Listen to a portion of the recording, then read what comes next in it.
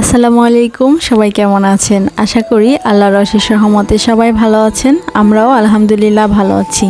চলে আসলাম বরাবরের মতো নতুন আরও একটি ব্লগ ভিডিও নিয়ে। আশা করি এই ভিডিওটি আপনাদের কাছে খুব ভালো লাগবে।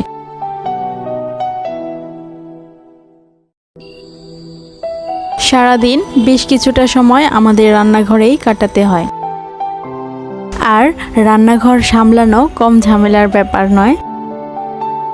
সকালের নাস্তা থেকে শুরু করে রাতের খাবার রেডি করা পর্যন্ত সবসময় নিজেকে অ্যাক্টিভ রাখার জন্য বিশেষ তদারকি প্রয়োজন। আর এই পুরো ব্যাপারটাই বেশ পরিশ্রম সাধ্য, তাই না? তবে শুরু থেকে রান্নাঘরের প্রতিটি ভাগের কাজ প্ল্যানিং করে নিলে এই অসুবিধার হাত থেকে রেহাই পাওয়া অনেকটাই সম্ভব। আর আমার রান্নাঘরের এরিয়াটা খুবই ছোট,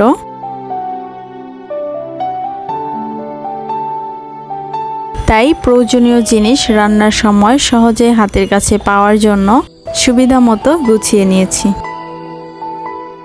আর রান্নাঘরে রকমারি জিনিসপত্র মেনটেন করার জন্য অ্যারেঞ্জমেন্ট খুব জরুরি। গত ভিডিওতে আমি কিচেনের জন্য বেশ কিছু প্রয়োজনীয় জিনিসপত্র কিনেছিলাম, সেগুলো তো এক ভিডিওতে দেখাতে পারিনি, তাই আজ এক ঝলক দেখিয়ে দিলাম।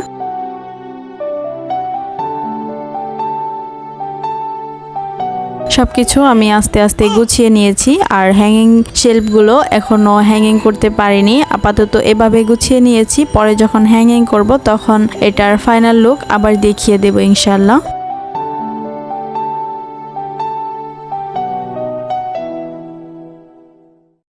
রান্নাঘর যদি মনের মতো সাজানো গোছানো থাকে তাহলে কাজ করেও অনেক আনন্দ পাওয়া যায়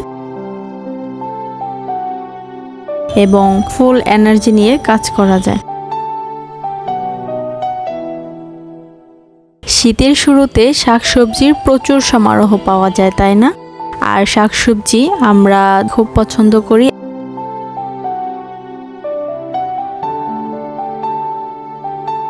আর সেজন্য আমরা শীতের শুরুতে প্রচুর শাকসবজি খাওয়ার চেষ্টা করি, কেননা বছরের অন্যান্য সময় এত পরিমাণ শাকসবজি পাওয়া যায় না। বাহারি শাকসবজিতে সমৃদ্ধ শীতকাল মাছে ভাতে বাঙালি পরিচয়টিকে যেন আরও পাকাপাকি করে তোলে।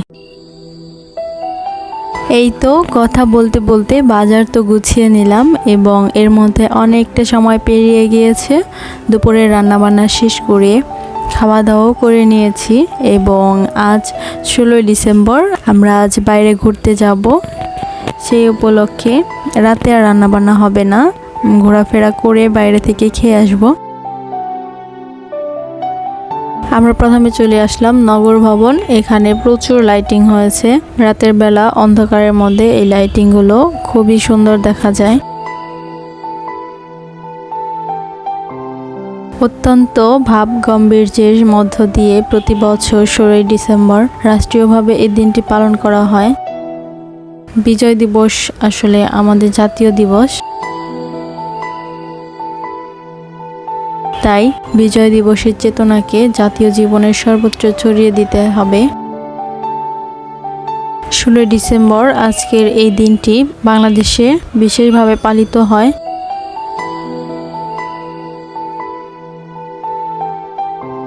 বাংলাদেশের স্বাধীনতা যুদ্ধে যারা নিহত হয়েছেন তাদের প্রতি জানাই বিনম্র শ্রদ্ধা ও দোয়া।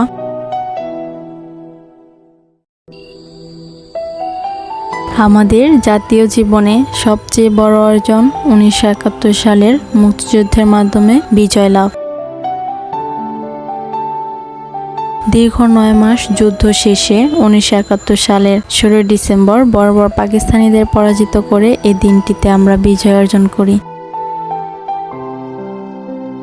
আমাদের প্রিয় বাংলাদেশ হয়েছিল হানাদার মুক্ত। আমরা পেয়েছি স্বাধীন সার্বভৌম একটি দেশ, একটি নিজস্ব মানচিত্র ও পতাকা। বিশ্বের দরবারে মাথা উঁচু করে দাঁড়াবার ঠিকানা।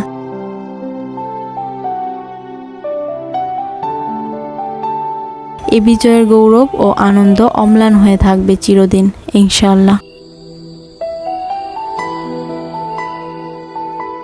আমরা নগর ভবনে কিছুটা সময় কাটানোর পর এখান থেকে বেরিয়ে পড়লাম। রিক্সা নিয়ে একটা রেস্টুরেন্টের উদ্দেশ্যে রওনা হলাম।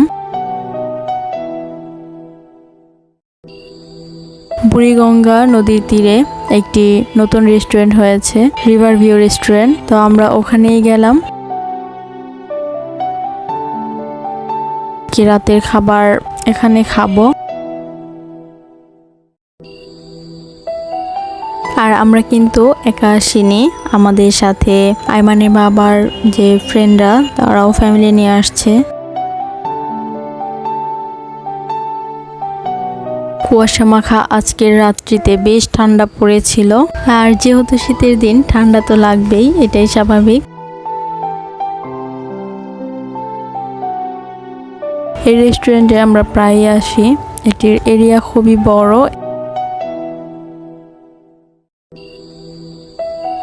যারা খোলামেলা পরিবেশ পছন্দ করেন তাদের জন্য খুবই কমফোর্টেবল একটা জায়গা। ঘোরাফেরা করে মনে অনেক তৃপ্তি পাওয়া যায়। ভিডিও দেখে যদি আপনাদের কোথাও একটু ভালো লেগে যায় তো প্লিজ আমার চ্যানেলটি সাবস্ক্রাইব করবেন এবং ভিডিওতে একটি লাইক দিয়ে দেবেন। পাশে থাকা বেল বাটনটি প্রেস করে দিলে নতুন কোনো ভিডিও আপলোড করা মাত্র আপনি দেখে নিতে পারবেন। সৌন্দর্য বিবেচনা যদি করতে যাই তাহলে এই রেস্টুরেন্টটি দেখার মতো একটি রেস্টুরেন্ট এবং মনের মতো মনোরম পরিবেশ এবং ভালো লাগারই মতো একটা জায়গা। আমার আসলে এই সৌন্দর্য মুখে বলে বোঝানোর কিছু নাই, আপনারা একটু দেখলে বুঝতে পারবেন।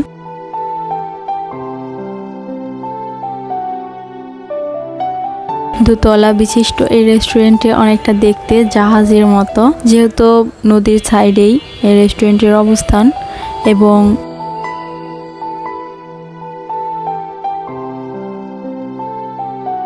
এই রেস্টুরেন্ট থেকে নদীর দিকে তাকালেই হাজারো জাহাজের দেখা মিলে। হয়তো সেই দিক বিবেচনা করেই এই রেস্টুরেন্টের ডিজাইনও অনেকটা জাহাজের মতো করেই তৈরি করা হয়েছে।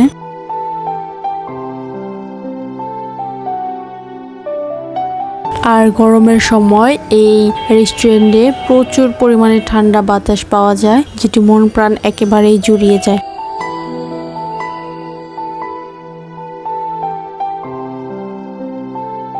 এর মধ্যে আমাদের খাবার চলে আসলো।